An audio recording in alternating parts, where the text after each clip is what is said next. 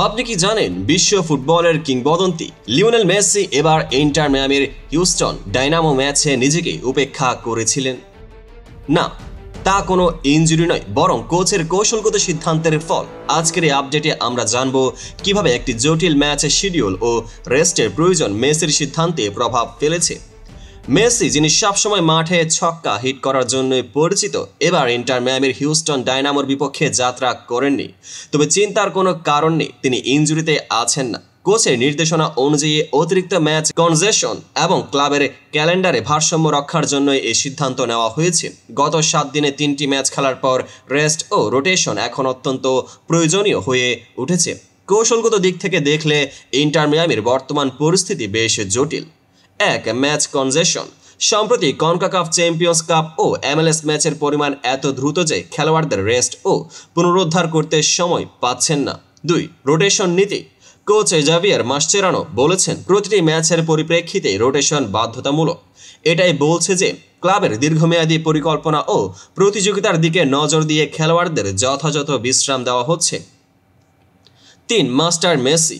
মেসির অভিজ্ঞতা ও দক্ষতা অবশ্যই অপরিহার্য, তবে তার ফিটনেস ও শক্তি বজায় রাখা সর্বোচ্চ প্রাধান্য পাবে, যাতে তিনি 4 সপ্তাহ পরের চ্যালেঞ্জগুলোর জন্য প্রস্তুত থাকেন।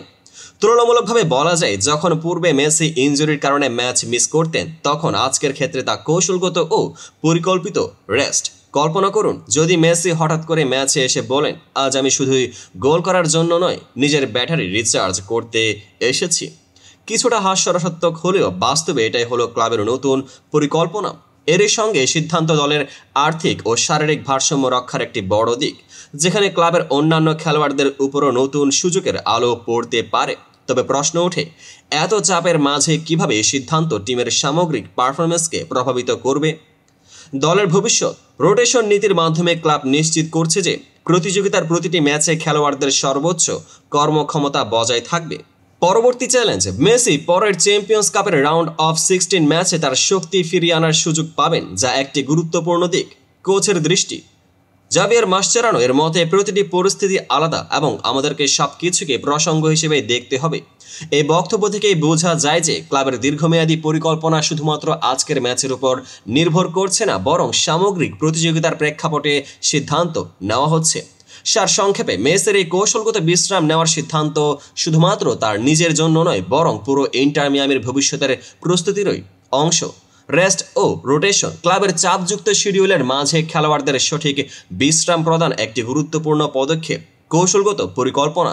পরবর্তী গুরুত্বপূর্ণ ম্যাচে সর্বোচ্চ কর্মক্ষমতা প্রদানের জন্য মেসি ও দলের বাকি খেলোয়াড়দের পুনরায় শক্তি সঞ্চয় করা হবে। দলের মনোবল। এই সিদ্ধান্ত দলকে নতুন উদ্দীপনা এবং চ্যালেঞ্জ মোকাবেলায় সাহায্য করবে বলে আশা করা হচ্ছে।